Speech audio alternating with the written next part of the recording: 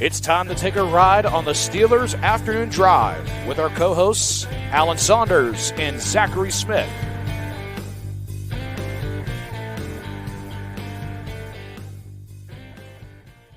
Welcome into another episode of Steelers Afternoon Drive. I'm Zachary Smith. That is Alan Saunders taking his afternoon drive. Alan, what is going on?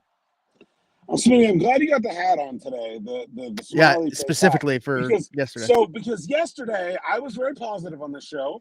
I feel like I was fairly I am and listen, I meant everything I said. I am confident that the Steelers will be just fine going forward. Nothing really changed in my mind about the future of this team from Sunday's game. They're going to be fine. But we had a very positive show yesterday, and I got to say, the viewership not so good. That's good. Then last night I went on the Locked On Steelers podcast with Chris Carter, where we gave out our grades for the game, the Skulls and Stars grades, and my personal grade, which is the bus ticket grade, the get out of town grade. Yep. And I went off. It was bad. The grades were bad. Obviously, the team was bad, and there was some negativity involved in the podcast, and everybody loved it. So I don't know what the people want from me, Smitty. You complain when I'm depressed, but you like it when I'm angry. I don't know. So I think I got the hater hat on today. I'm back. That's apparently what needs to happen. What I actually think it is, it's whatever you're not supposed to. So like if you are positive in a situation where the fans feel like you shouldn't be, that's a no-go. But if you're negative in a situation where fans feel like you should be positive, that's also a no-go. So you can't win. You can't win. Basically always going to be me, just for the record. Because when you don't have an emotional reaction to the things that are happening, it's different. And that's why people like me exist. But yeah, I mean, I think I've got some heat for you today. So if you were not happy with the positive tone of yesterday's show, we're going a different direction, all right?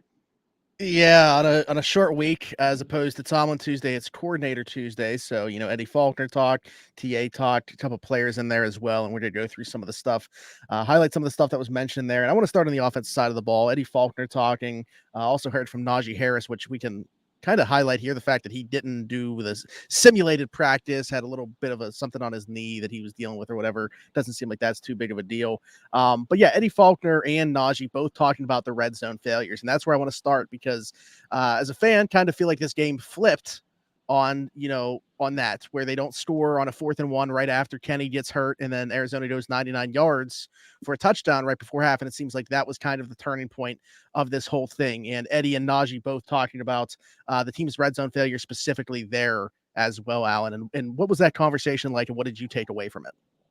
Yeah, just first on Najee's injury, I don't know what's wrong with him, but I talked to him today, and he was standing there in a pair of shorts with a little compression sleeve on his right leg. So, I think he's probably fine. I would not imagine that is something that's going to keep him out of Thursday's game. When it comes to the running game, man, I asked Najee, he said last week he felt like the running game needs to be the identity of this offense and that it is becoming the identity of this offense. And I think that's probably the correct answer. But if you get to the goal line and you can't score with the running game, I don't think that can then be your identity. Like, if your identity is going to be the running game, then when you hand the ball off on 4th and 1 at the goal line, it's got to be in. Like, I don't know how that can be the identity of your offense if you're going to fail in those circumstances. Eddie took some flack for the play call about it being out of the shotgun. So Nick and I actually in the press box on Sunday evening looked this up, and basically on and one plays, okay, the best thing you can do is run a quarterback sneak. And I will forgive the Steelers one play after losing their quarterback to an injury for not running a quarterback sneak. Yeah, I think that's reasonable, okay? So the second best play is to go under center and throw the ball. And the third best play is to run out of the shotgun. So running out of the shotgun in and one situations is actually more effective than running from under center. So predictability probably, right? And that's the same reason for passing under center. Yeah. Right, exactly. So both ways, when you go opposite the tendency, if you go under center and throw, or if you go shotgun and run, you are more likely to have success than if you play to your formational strength. So I thought that was very interesting. I think there's probably a lot of people that think that would be the opposite. And I understand the play call. And Eddie Faulkner said, look, we blocked it. Like, they were blocked. We got to get the yard. Like, that. We had a hat on the hat. We didn't have a free guy. We've got to move the pile 1 yard. Like that. And, like, the thing that Eddie didn't say that I'll say is you got a 230-some pound running back with the ball. Like, you got to get 1 yard. It's not excusable. Talked to Najee about this, and he basically said, like, that is going to happen sometimes. And if you're going to make the identity of the offense the running game, you got to give more than one shot. Like, you got to keep doing it. And I like that answer from the running back. And I really agree with him that maybe not necessarily in that specific instance, but a lot of times I felt like things went wrong for this team in this game when they went to the pass in situations where they didn't necessarily have to. How many 2nd and 2s, 2nd and 3s, 2nd and 4s were passes that turned into 3rd and medium instead of runs that could have turned into either 3rd and very short or a new set of downs? I feel like it happened over and over in this game. And so, like, I kind of feel where Najee's coming from, where I did not sense this sort of connectedness of the play calling in this game. If I was evaluating Mike Sullivan's play calling job from this game, I would say did a fairly poor job. Like, I do not think they connected first down to 2nd down and to set themselves up in 3rd and reasonable, or to not get to 3rd down at all. And, like, you can say, yes, if you're a running team, you have to get 4th and 1, and I did. But they also did not give them very many of those opportunities throughout the course of the game. Like, they were 0 for 1. Like, maybe they would have been, 4 for 5 if they got 5 cracks at that, but they didn't. And so I think that's a valid point by Najee. We'll see going forward. I have not felt that short yardage has been the same kind of problem that red zone in general has been. I feel like short yardage has been okay. Red zone has been a problem all year. Yeah, I mean, this is just how I feel. Say Kenny, everything happens the exact same way, but Kenny doesn't get hurt on that 3rd down. I feel like they do a QB sneak there. Again, and just have him do it. He's been the second best, most efficient behind Jalen Hurts in terms of quarterbacks since coming into the league and taking over as the Steelers starter with that specific play.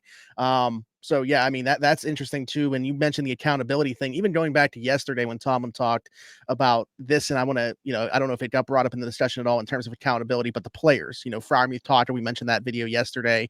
When we talked about accountability, was that something that Faulkner or Najee talked about in terms of, like, just the players playing, as opposed to, you mentioned the play calling not being there from Sullivan, but the players producing as well, doing what they need to do? Yeah, so I mean, I think, maybe not necessarily production, but like the mistakes, I feel like, is where the players really have focused on, like, taking ownership and saying, like, hey, we didn't have a proper mental mindset. We didn't have the right approach for this game. We were not locked in as we should be. And Eddie Faulkner said, like, they had a team meeting, as they always do, to review the film. But he said, sometimes they'll break those into units. And he said, like, we addressed it as an offense. Like, we went over our mistakes as an offense, and guys were accountable to each other for the mistakes they made as an offense. And, like, short of, like, going out and benching somebody, I'm not sure what else you can really ask for in terms of accountability beyond that. Obviously it wasn't good enough, but, you can't really do anything else in this situation, especially right now, right? Because you've got a game in another 2 days. Like, you can't spend an endless amount of time harping on the mistakes that were made. Najee Harris made a great point. He said, look, like, we talked about it, but we have to put that past us. We have a game, and, we have beat the Patriots. Then we got 9 days off. Then we can go back and figure out, okay, what have we been doing wrong? Where have our mistakes been? How can we be better? So, but right now, it's like you have to focus in on the tasks at hand to win this game. And then you can worry about that other stuff later because you know, we're still in this. It's not like we're a team that's out of it that can just dwell on our failures over and over again. Like, we got to win the game, stay in the playoff hunt, keep moving forward. The other thing Najee brought up, they're 4-0 games after a loss. So that is something that this team has been pretty good at, is being able to find a way to turn the page after some negativity.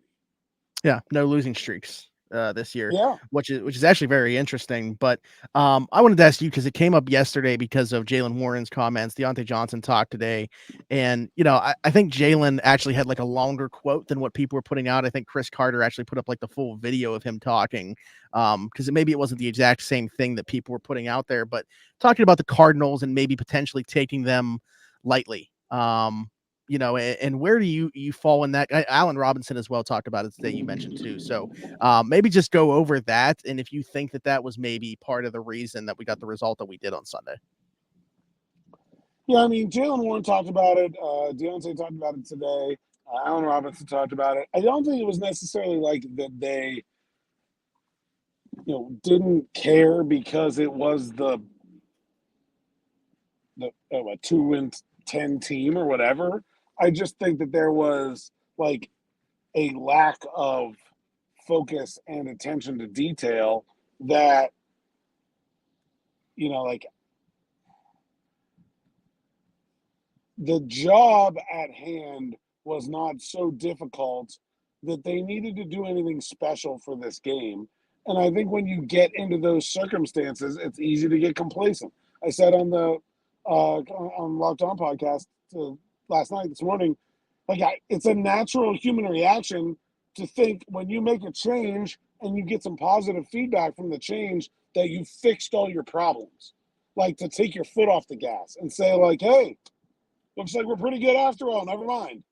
And so I just think that is unfortunately a human nature thing that they were unable to combat, as opposed to just like looking down on the Cardinals. I think it was more about like feeling themselves when they probably should not have been. Yeah, and that we talked about that last week, following that Bengals game, where it was like, okay, maybe they were able to put up a lot more yards, still just yielded 16 points though. Obviously the one touchdown came off the board and everything like that. But what reason would they have had to all of a sudden feel like all of their problems were solved based off scoring 16 points against the Cincinnati Bengals? Well, maybe not like as an offense, but maybe like people individually. I think that's, it's a team, but it's a collection of individuals. And I think you have, the team didn't, when you have 400 yards, that means a lot of people look at that film and was like, hey, that was pretty good in that game. Maybe the team didn't Okay. The team's failure, kind of everybody owns it, but like, individually, you can look at a bunch of individual. Like, do you think Pat Freiermuth think he had a bad game? No, I don't. He was great. Like, Yeah. do you think Deontay Johnson admitted that he didn't like his game against Cincinnati? But like, do you think George Pickens thought he had a bad game? Like, I kind of doubt it. Like, you go down the line, you look at every individual offensive player. How many of them? Kenny Picket, I'm sure, wanted to do more. But how many of them do you really think are saying like, man, I just wasn't good enough in this one? Like, probably not very many. And I think that's where you're at there. Okay. Yeah, that's fair. You mentioned Kenny. I want to talk about the quarterback stuff because Faulkner talked about Mitch as well. And it was interesting because, talked about maybe a guy willing to take a few more chances throwing the ball. Obviously, he puts it in harm's way a little bit more as well. What's he have, like 3 interceptions as opposed to Kenny's 4, playing like a 10th of the amount of snaps or something like that. So a little bit more reckless with the football, maybe pushes it down the field a little bit more. But, what were your takeaways from what he said about going from Kenny to Mitch? Man, my takeaway is that I don't know why we're asking about it, because like they're like 95% the same guy. Like there is not, like, if you put an 8 jersey on Mitch Trubisky, shaved his little little scruff and put some hair out the back of his helmet, nobody would know that Kenny was gone. It's the same guy. They do the same stuff. I mean, like, Mitch throws the ball downfield. I would say he's a little bit more free with like his willingness to take risks down the field, especially deep middle. But like, man, there's not any like they're the same guy. Like their results are the same, and I don't think that's a good thing if you're Kenny Pickett. But like if you're talking about this, like I can't make Mitch Trubisky a story this week. I just can't. There's nothing. We know what he's going to be. He's the same guy. I don't know. It's like, and the Patriots are the same thing. Like, I can't make a story about will it be Mac Jones or Bailey Zappi either. It's the same stuff. Like, it doesn't matter who plays. It's all. Well, I mean, you talk about guys that look like quarterbacks that look like each other. Bailey Zappi and Mac Jones. Put them side by side. I don't know. I might not be able to tell you which one's which if they're not wearing their jerseys. Yes, Bailey Zappi's a little more slight. He's a little skinnier. That's all I got. Yeah. But yeah, I mean, I'm in full agreement with you. Down to the mobility, I think is pretty similar as well.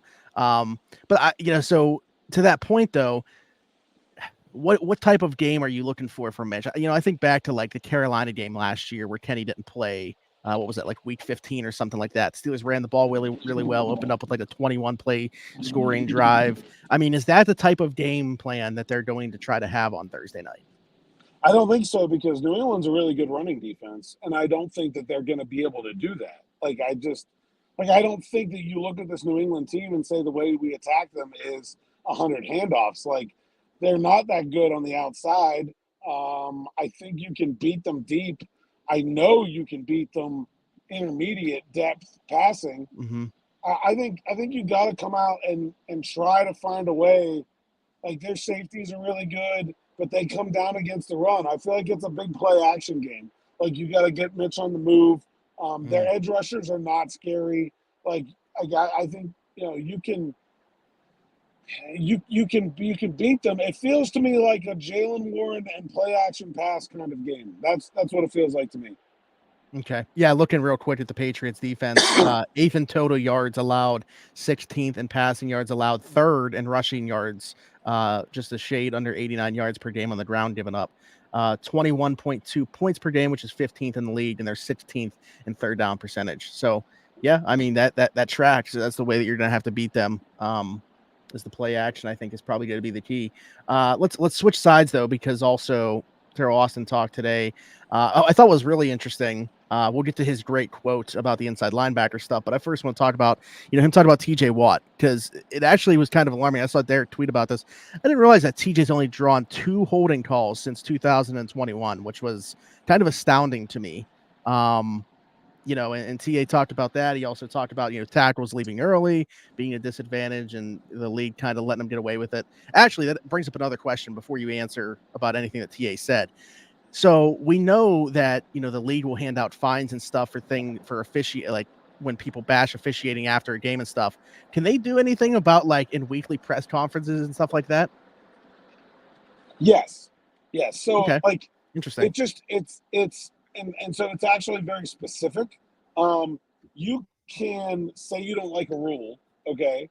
And you can say you don't think that you can disagree with a call, okay? Yeah. But you can't criticize the officials or the officiating. So yeah, I mean, TJ is walking down the line, I would say, with his comments that he's curious about. Yeah, he's been singled out by the league, that he does not get the calls that he should. I think it's an interesting sort of paradigm, right? Like, anyone who watches the NFL has seen the obvious level of bias that star quarterbacks get when it comes to officiating. Mm-hmm. It's just blatantly obvious to anyone. But it's interesting that does not exist for a star edge rusher. Where it's almost the opposite, where it feels like TJ has to get held so much worse than someone else to get a holding call. Whereas, if you touched Tom Brady for 10 years, you got, it was like a firing squad. And so, now I think it's very interesting. No tackle is a star. Who is the league protecting here, right? I think it's interesting that sort of standard doesn't exist. And Teryl Austin said, they've basically gotten to the point where they're they can hold on every play, and They know they won't call it every time. I think that's probably overstating it. I don't feel like TJ gets held on every play. I also feel like TJ uses a rip move a lot, and you are allowed to hold a guy using a rip move. When you see that's the one a lot of fans. Replay, TJ come around the corner and you got that tackle, and I can't take my hands off the wheel here. So Smitty, if you could just put your arm around your own neck like you're being ripped, you know what I mean? Yeah, when you see that right there, that's not a hold because it's a rip move, and you're allowed to do that unless you get taken all the way down to the ground doing it. That's what Paris Johnson did to TJ Watt when the play was hurt. That absolutely should have been a holding penalty, but most of the time that's not a hold. And so I think I'm not really like, I think TJ Watt probably has been held more than twice since the start of the 2021 season. I definitely agree that I do not see the same type of disparity in the way the game is called for a superstar player like I do at other positions. And that's interesting to me. I'm not sure that the league is like specifically out to get TJ. And what do you make of the comment about the tackles leaving early as well? I feel like that's been a hot topic, since I the don't opener. understand this one, man. Like, what are we doing? They already are allowed to line up like a half a yard off the ball. It's and it's supposed to be a dead ball call. I don't know how you can ever let it go. I think the league has been screwing this up all year. There has to be a crackdown on it. There has to be. How many times? There's been 2 or 3 times this year where in a Steelers game where like everyone just kind of almost stopped because they assumed it was going to be a false start, and then the whistle never blew, and it was like, oh, we're going. Like you didn't see that? I don't get it. Like I don't understand that. Yeah, that's been one of the hot topics, I feel like, of all season, in the opener with the Chiefs when we were seeing Jawan Taylor and everybody's like, what is happening right now with how early he's getting started here? It's been a where conversation this is coming from these guys that are like professional individual position coaches, guys like Duke Manyweather, who have basically taught guys to do this, that they're teaching this as a tactic and assuming that the league will not react to it. That's why it's happening. Well, until the league does. I mean, I guess, they can keep rolling with what they've been doing. So, but Alan, I wanted you to bring up the great TA quotes when asked about the inside linebackers. Obviously, E-Rob now, his stat is very much up in the air. Though he was a limited participant in today's simulated practice, we will see how the rest of the week plays out for him. I say rest of the week, but literally we have one more day before game day tomorrow. So, but yeah, TA talking about the inside linebackers and how they just seem to be dropping like flies. Cole Holcomb, then Kwon Alexander. Now E-Rob's down with an injury. Where are we at with these inside linebackers? Yeah, E-Rob said he practiced today, but it was just a walkthrough. Said he wasn't even sure if he'll be able to practice tomorrow. So still very much up in the air with Elandon Roberts and his groin injury. But a great quote from Teryl Austin today, man, where people asked him about like, oh my God, what are you gonna do? Another linebacker down, and he's like, nobody gives a shit. Like this is my job. Like this is what I get paid to do. Like everybody has problems. Nobody's gonna feel sorry for us. You got to go play. Like it doesn't matter. And I love that attitude. I love that mindset. It was a great quote, and I think it very much like when the Steelers talk about like next man up, standard is the standard. Like there is not a belief that the next guy is ever capable of being as good as the first guy. Like no one literally thinks that the next man is going to do the same thing that the first man did. Like there's a reason he was the next man. The standard is go out there and play like you are a professional, like you are, capable of doing, of winning, like having a winning effort. And I think that's, people take that out of context all the time. No one thinks that Michael Walker and Mark Robinson are going to be as good as Cole Holcomb and Kwon Alexander. Nobody, not even Mark and Michael. Like so, like this. Right. It's just the standard is, doing the things that you can do to put your team in a position to win at the end of the day. Beyond those guys, though, that we have seen, chances of seeing somebody that we haven't yet, like a Blake Martinez or something like that on Thursday. I would say very high. I think Blake Martinez is going to be active. I think he's going to play, and I think he's going to play a lot. if Elandon Roberts doesn't play, I would expect Blake Martinez to start alongside Michael Walker. It's very clear to me that Mark Robinson is just not ready for that level of participation. And so,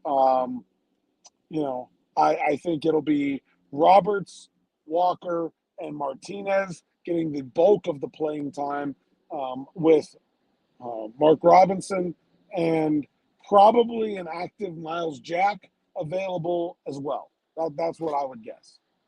And that right there goes back to, we talked about Mark Robinson was kind of this break glass in case of emergency type linebacker that they had that they really didn't want to bring out this year. Unfortunately, with all the injuries, they had to do it.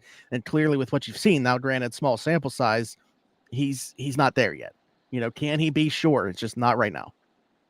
Yeah, I think he's a young player that a lot of people are excited about, and I understand that. But it's very clear, and I think the athletic profile is very easy to like, and so I think there's a lot of good there.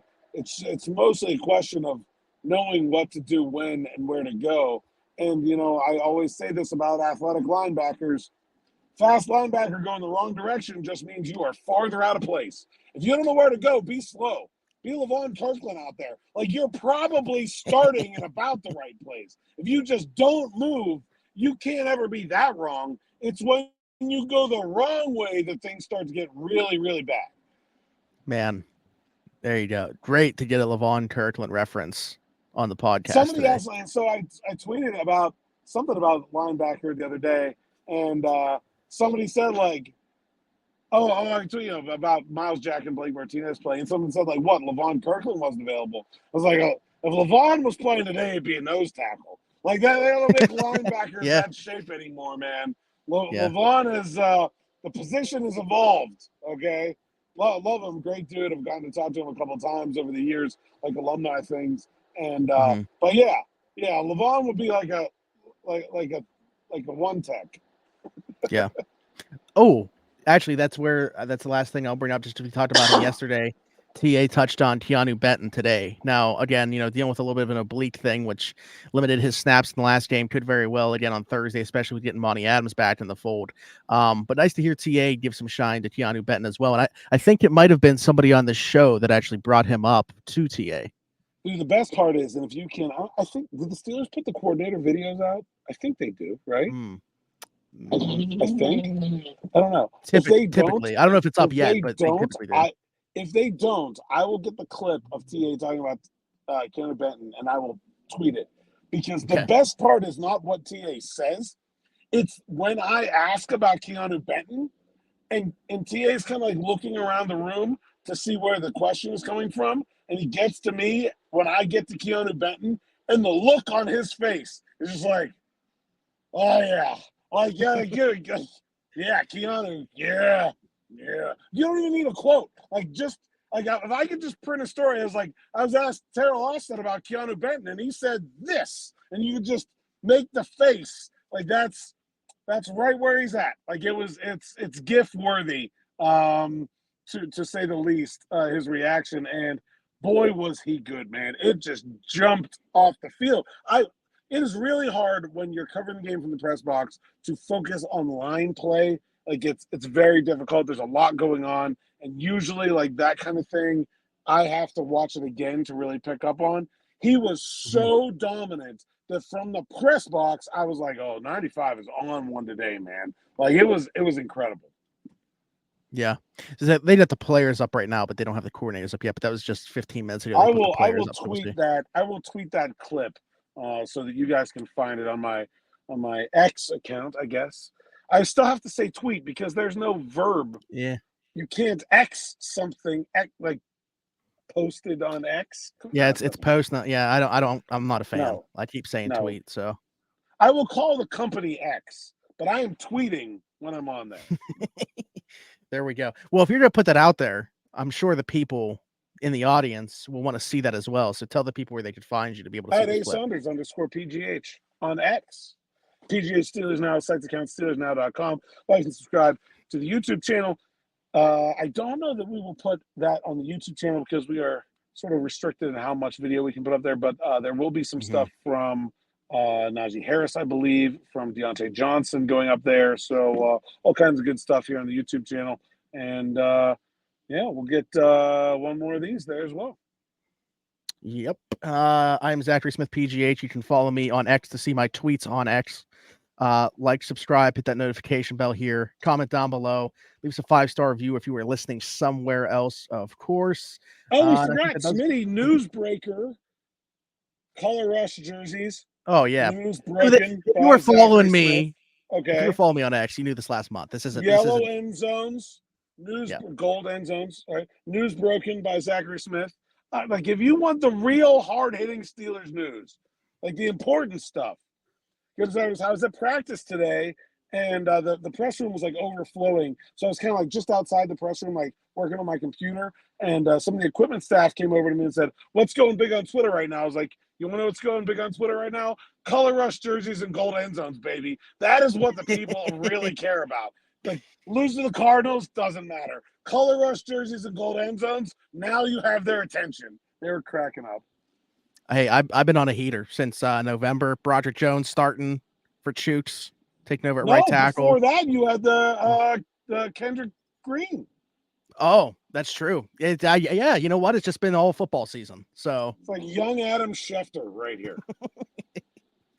Maybe I'll change my X handle to something different. But for now, Zachary Smith PGH is where you can find me if you're looking for very specific Steelers news to be broken from time to time.